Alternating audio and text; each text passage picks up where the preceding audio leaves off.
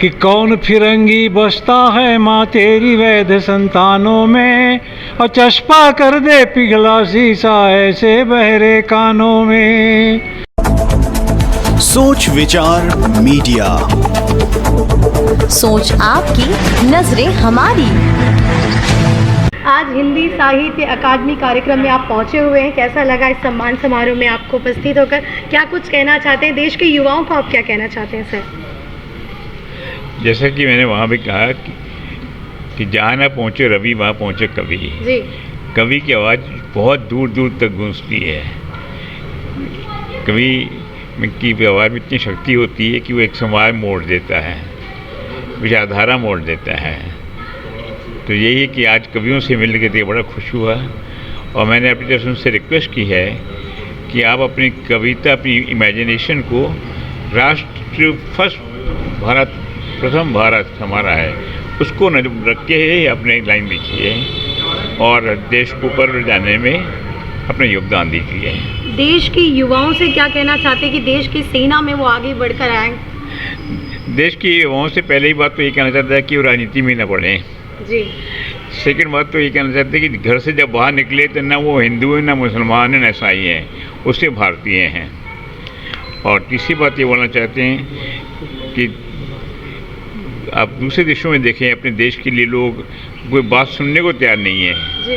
तो आप भी अपने कंट्री के लिए हमेशा हम हर बात को सोचिए कंट्री फर्स्ट। पहला मेरा भारत है, पहले मेरा देश है, उसके बाद मेरा धर्म है, उसके बाद मेरा घर है, मेरा समाज है, जो कुछ भी है। पहला वो है तो सब कुछ है, वो नहीं है तो आज आप देख लीजिए लंका, पाकिस्तान, यमन, सोमालिया क्या हो रहा है वहाँ। आज सोमालिया में एक बोतल पानी के लिए गोली मार देते हैं क्योंकि वहाँ की राष्ट्र कमज़ोर हो गए हैं। तो राष्ट्र अगर स्ट्रॉन्ग है तो हम भी सुरक्षित हैं।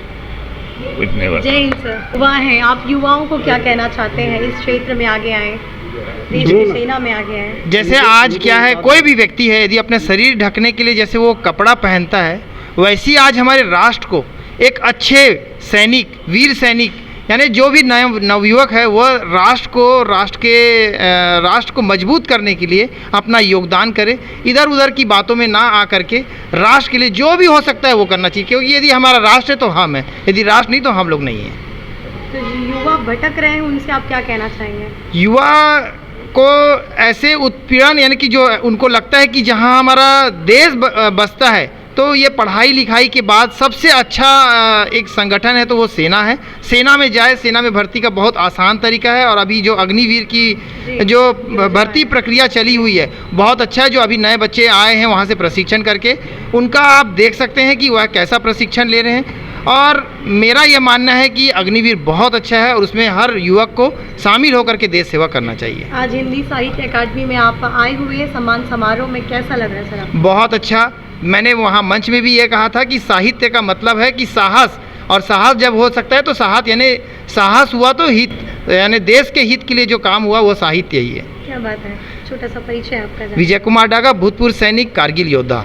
आज हिंदी साहित्य अकादमी में आप आए हुए सम्मान समारोह में, क्या महसूस करें, क्या कुछ कहना चाहते हैं? अब सबसे बड़ी बात है कि साहित्य के माध्यम से, और आज झंडा दिवस है ना, जिसमें हमारे देश के सैनिकों को हम याद करते हुए बहुत सारी बातें उनके लिए कहते हैं। और कक्कड़ जी जो यहाँ पर हमारे पूर्व कर्नल रहे हैं, कारगिल युद्ध के भी सैनिक यहाँ आए, और इस प्रकार से साहित्य और शौर्य का संगम हुआ है और एक नई संस्था का जन्म हुआ है। तो इस अवसर पर तो मैं बहुत बहुत साधुवाद देता हूँ कि छत्तीसगढ़ की ज़मीं में इस प्रकार की संस्था जो राष्ट्रीय स्तर पर अपना नाम कमा रही है। मैं अपनी बात 4 लाइन से कह के समाप्त करूँ कि कौन फिरंगी बसता है माँ तेरी वैध संतानों में, और चस्पा कर दे पिघला शीशा ऐसे बहरे कानों में। तो वर्तमान को संदेश देने का काम ये संस्था करेगी। इसी के साथ बहुत बहुत साधुवाद, बहुत बधाई इस संस्था को। एक छोटा सा प्रश्न है, हिंदी साहित्य की बात हो रही है और जो युवा होते, देश का भविष्य होते हैं, तो ऐसे भविष्य जो युवा के हाथों पे टिका हुआ है, ऐसे युवाओं से आप क्या कहना चाहते हैं साहित्य को लेकर के? हिंदी के प्रति निश्चित रूप से राष्ट्रभाषा होने के नाते, और अधिकांश मैं देखता हूँ हमारे देश में तो ये 50% से भी ज़्यादा लोग हिंदी भाषी हैं हमारे देश में। उसके बाद भी हिंदी का पिछड़ापन कह के लोग परेशान रहते हैं, लेकिन ऐसा नहीं है। जो क्षेत्रीय भाषाएं हैं उनके सहयोग से हिंदी संपन्न हो रही है और संपन्नता की ओर जा रही है। तो क्षेत्रीय भाषा बोलने वाले भी हमारे हिंदी को सम्मान दे रहे हैं। इसलिए मैं युवा वर्ग से यही चाहता हूं कि हिंदी के प्रति अपनी जो प्रेम भावना है वो प्रस्तुत करें। हिंदी में भी लिखने की और सोचने की प्रतिभा जो है उसको सामने लाएं। अपनी मातृभाषा का प्रेम सबको है, लेकिन राष्ट्रभाषा के प्रति समर्पण की भावना के लिए मैं युवाओं से निवेदन करूंगा कि वे हिंदी भाषा को भी उचित सम्मान देने में सतत प्रयासशील रहें। वो छत्तीसगढ़ महतारी की जो 2 लाइन आप गाते हैं, उत्ती के बेरा, वहाँ से आप 2 लाइन गा के बता दीजिए। हाँ, ये देखो, उत्ती के बेरा माने सूर्योदय। छत्तीसगढ़ में 22 वर्ष हो गए सूर्योदय, कितना अच्छा लग रहा है कि उत्ती के बेरा संग रेंगे पाँव पाँव, अब मीठ मैना कस बोली भाखा गूंजे गाँव गाँव, रूख राई के छाँव चिड़ै चुरगुन के ठाव, तरिया नंदिया तिरगाँव गोतियारी ओ मोर छत्तीसगढ़ महतारी। बदलते परिवेश में साहित्य की जिस प्रकार से अनदेखी हो रही है, समाज के लिए बहुत ही घातक है। युवा वर्ग आज किताबों से दूर हो रहा है, साहित्य के रस से दूर हो रहा है। देश में जितनी भी क्रांति आई है, देश में जितना ही बदलाव है, उसमें साहित्य का सबसे बड़ा स्थान है और इसकी महत्वता को हमको समझना चाहिए। अफसोस ऐसा नहीं हो रहा है। एक बहुत अच्छा प्रयास है कि यहाँ पर साहित्यकारों का सम्मान हो रहा है, साहित्य का कार्यक्रम है, और साहित्य के वास्तव छंद को और रस को जब तक हम चरितार्थ नहीं करेंगे तब तक छत्तीसगढ़ में बदलाव नहीं आएगा। क्योंकि मौजूदा जो हालात है, मीडिया को भी किस तरीके से दबाया जा रहा है, किस प्रकार से काम हो रहा है, किसी छिपा नहीं है। ऐसे में निश्चित तौर पर साहित्य की बहुत बड़ी भूमिका है जिसको हम सबको आगे ले जाना पड़ेगा और सबकी भागीदारी इसमें सुनिश्चित होनी चाहिए। तो युवा भविष्य होते हैं सारे समाज का, तो ऐसे युवाओं को साहित्य से जोड़ने में आप क्या कहना चाहेंगे? हम लोगों का तो ये प्रयास है कि आगे भी इस प्रकार के कार्यक्रम हो। अब लाइब्रेरी में वैसी भीड़ दिखाई नहीं देती है, मोबाइल में ही सारी दुनिया सिमट के रह गई है।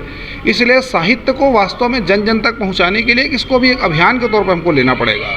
देखिए, साहित्य कोई छोटा मोटा चीज़ नहीं, साहित्य का मूल सार भी आज के युवा नहीं समझ रहे हैं। साहित्य वास्तव में समाज का एक दर्पण होता है जिसको सत्ताधारी नहीं देखना पसंद करते हैं, लेकिन इस बात को हमको समझना पड़ेगा और लोगों को समझाना पड़ेगा, और इसके लिए युवाओं को हमको जन जागृत करना पड़ेगा, जिस अभियान में हम लोग सब लोग भागीदारी अपना निभाएंगे। आज इस कार्यक्रम में कारगिल योद्धा भी शामिल हुए थे और आपने भी उनको बहुत सम्मानित किया। क्या कुछ कहना चाहेंगे सेना में आगे आने के लिए युवाओं के लिए? आज का दिन इसलिए महत्वपूर्ण है क्योंकि साहित्य और शौर्य दोनों का समावेश इसमें था, और आज सेना का दिवस भी है।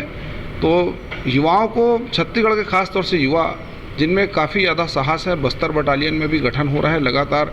हम देखेंगे कि आज पूरे भारत देश में छत्तीसगढ़ के युवा सेना और पैरामिलिट्री में अपना योगदान दे रहे हैं। तो निश्चित तौर पे आगे भी ये चीज़ें जारी रहें, यहाँ के लोगों को मौका दे, संभावनाएं निश्चित तौर पे बहुत ज़्यादा छत्तीसगढ़ में, इसमें कमी नहीं है। शौर्य, साहस, पराक्रम, बलिदान, संस्कार, यही हमारे छत्तीसगढ़ की पहचान है, जिसको हमको आगे बढ़ाना पड़ेगा। साहित्य अकादमी में आप एक हिस्सा रहे हैं और आपने कार्यक्रम को पूरा नज़दीक से देखा है, क्या कुछ इसमें कहना चाहेंगे सर? पहले तो मैं अपना नाम बता दूं। जी।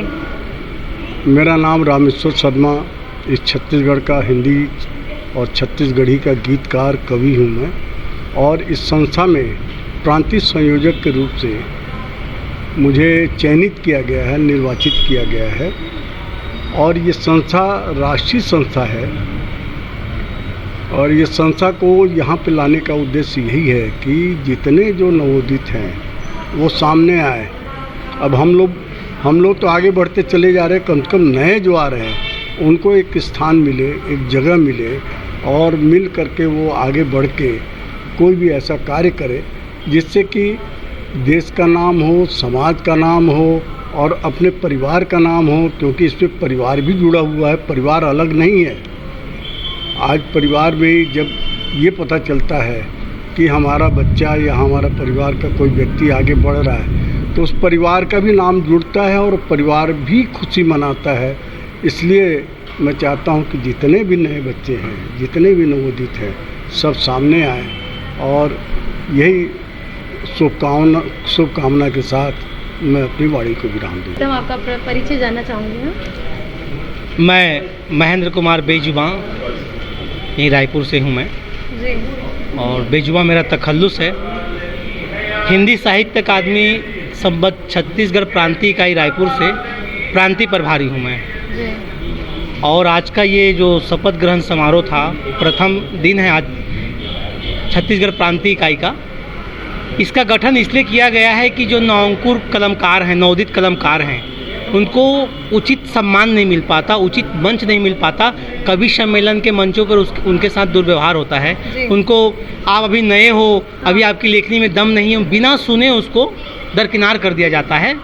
इस संस्था का निर्माण इसीलिए किया गया है कि नए कोपलों को उचित सम्मान मिले, मंच मिले और अपनी प्रतिभा और प्रतिभाशाली प्रतिभा को दिखाकर प्रतिभावान कलमकारों को उचित सम्मान दे सके, कवि सम्मेलन के मंचों पर हम ला सकें। इसलिए एक प्रकार का ये मंच हमने इसका निर्माण किया है। आज कार्यक्रम के मुख्य अतिथि में कौन कौन उपस्थित? आज कार्यक्रम के मुख्य अतिथि में हमने, हमारे लिए गौरव की बात है कि हमारे बीच 1971 के युद्ध के समय जिन्होंने अपने सर्वोच्च योगदान दिया था, परम आदरणीय कर्नल श्री जंग बहादुर शमशेर सिंह कक्कड़ जी, जिनका एक पैर भी नहीं है, उस युद्ध में उन्होंने खो दिया, देश के लिए उन्होंने बलिदान दिया था, जो भी था, वो हमारे संस्था के मुख्य अतिथि थे।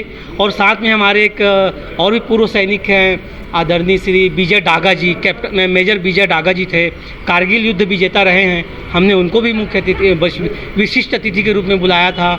और हमारे एक मित्र हैं, जन सेवक कहें या जन नेता कहें, जो आज बहुत ही छत्तीसगढ़ के उसमें बहुत प्रचलित नाम है, युवा नेता हैं। ठीक है, वो किसी भी दल से समूह रखते हैं, मायने रखते हैं, हमारे लिए वो मायने नहीं रखता।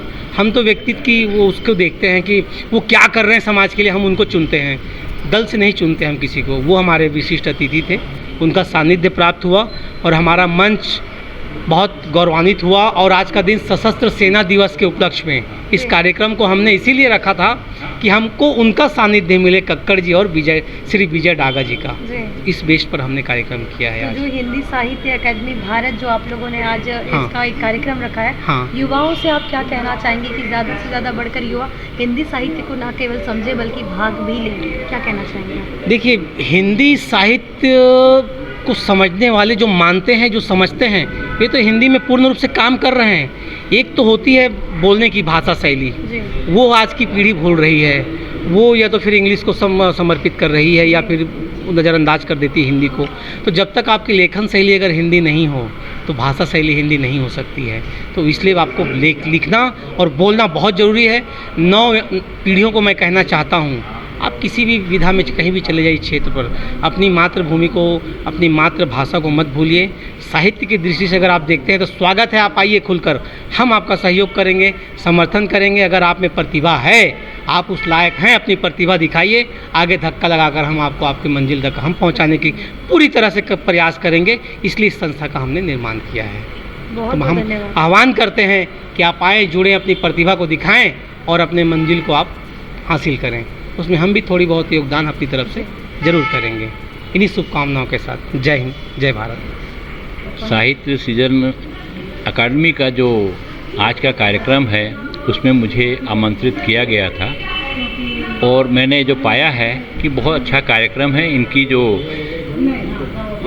शैली है कार्य करने की और जो मंशा है कि नए प्रतिभा को आगे लाना, नए कवियों को मंच देना, तो मैं इनको साधुवाद देता हूँ। ऐसी खबरों के लिए बने रहिए हमारे साथ सोच विचार मीडिया में। नमस्कार।